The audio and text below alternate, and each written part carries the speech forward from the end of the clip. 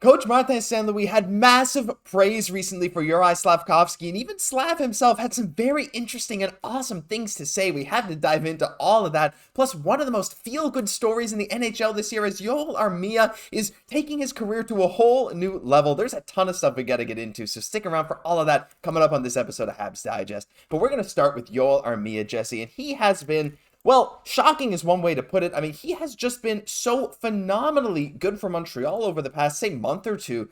I believe it's now 5 goals in the last 5 games. He had 2 goals just last game, and he has been on fire. Now, tied his career high with 16 goals in 59 games. He previously had 16 goals in 58 games 4 seasons ago.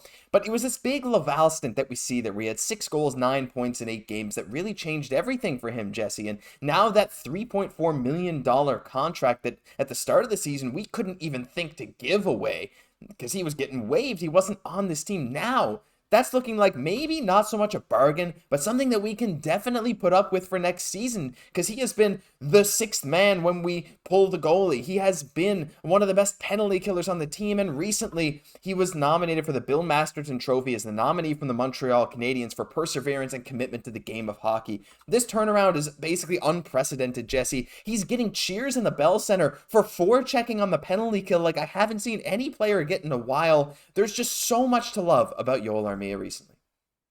Love that. And Armia is so deserving of this praise, because it's definitely been quite the season for him for sure, right? But just imagine, put yourself in Joel Armia's shoes, right? You're battling your whole life to get to the NHL.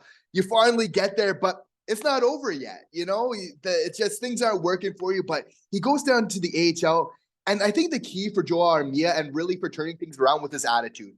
We heard right from getting in Laval that JF was saying, that obviously he's really giving everything he can to help the team. He didn't kind of whine about being there. He just got to work, right? I think that that's what's so amazing to see, right? So, I mean, he was really battling for his career and he saved it. And I think a big part of that as well, along with the attitude and, working with a sports psychologist to kind of have a shorter memory sometimes. Like you mentioned, Josh, and what us as fans, as media love so much is that attention to details, that heart, being on the forecheck, on the PK. Like that is Armia's bread and butter. I'm convinced that that's really what's opened up everything in his game. Just those attentions, to the details, right? And you hear Marty say it all the time. Like, if you do the game right, you kind of go, you pay attention to those details and you're there, then the offensive side, it kind of opens up for you just by doing that, just by getting involved in that type of way, right? So just an amazing story to see for Joel Armia. So well deserved. And it's crazy because there were so many moments over the last year or two where we're like, what is Armia doing? These boneheaded plays. And we're thinking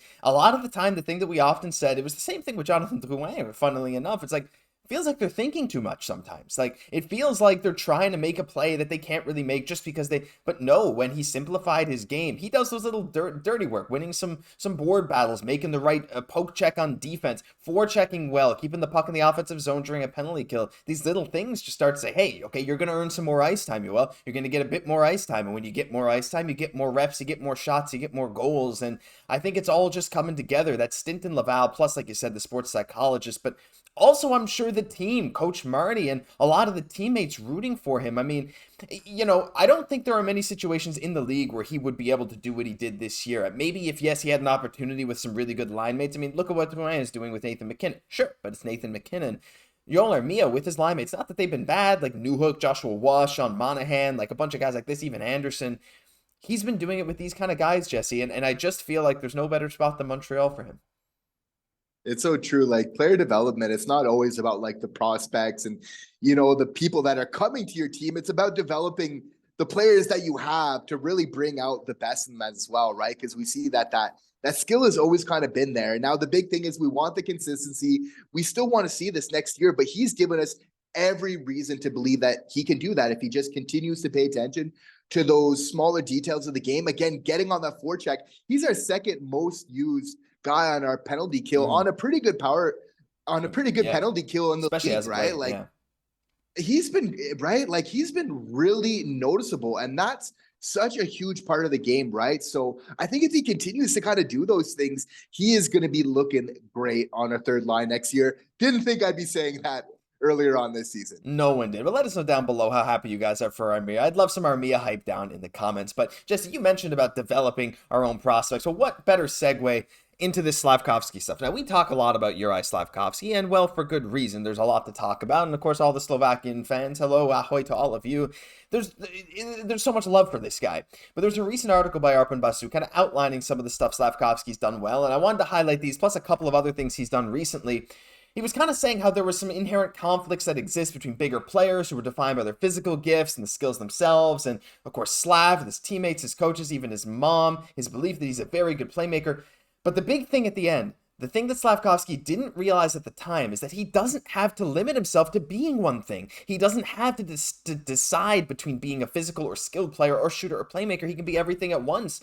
And he said, you got to be physical in this league. I feel like what makes the difference, not in the regular season, but in the playoffs, we're looking forward to that hockey. We try to play that way every day. And there was also this Marty quote, Jesse, this fantastic one. My favorite thing about Slav is that it's not all about himself. And that's rare that you see it at that age. He's selfless. He cares about the guys, the team. He wants to win. He's enjoying the process of growing in this league. And he's trying to find success in how to play. And my gosh, he has been just so phenomenal. This is some extremely high praise from Marty, but also some incredible self-awareness from Slav. Despite having this crazy offensive breakout, he is just simply focused on, I want to win. I want to play that playoff Stanley Cup winning brand of hockey.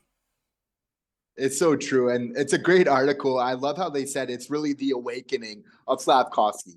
Slavzilla, the awakening in theaters now. But it really just sums it up so well. It's because he's actually realizing his different capabilities. He doesn't have to just be a one-trick pony. He's Slavzilla. He can do it all, right?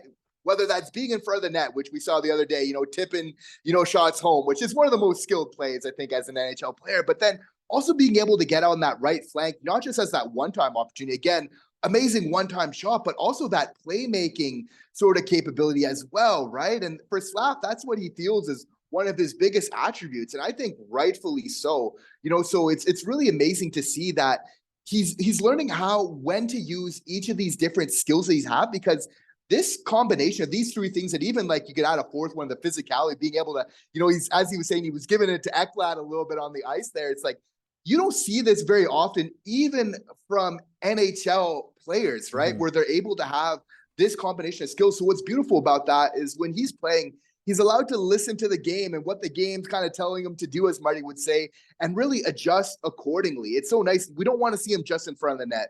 We don't want to see him just on the flank. We want to see him doing a combination of these things. And he's kind of fluctuating in game between these at the right time. And for us as fans, that's amazing to see. Yeah, there's been so much good. And, you mentioned the Ekblad thing, right? When Slav was asked about that, he's like, hey, he's strong, but I'm strong too. This kind of thing where him going head to head with some of the strongest, biggest name defensemen in the NHL recently is something that I wouldn't have thought we would have said last year. Maybe, in his rookie season, we see a few years down the line, maybe he'll start to develop that physicality. It's taken not even like a year, and he's just going after these guys. That Ekblad thing was phenomenal. But also this Victor Hedman thing that we mentioned yesterday in the postgame. If you guys didn't catch that, but Slav was pestering Victor Hedman, forecheck in the offensive zone, winning a puck battle. Hedman had the puck, he's poking it away from him, wrapping his arm around him. Hedman's huge, but Slav is big too. He can win those, get a board battle, won it to Suzuki. In the offensive zone, Hedman working along the board, Slav bodying him up, trying to win it as well. He's going at these guys. He knows he has that skill. That defensive game has become almost underrated. And one final thing before we end this video, Jesse, I just wanted to say this.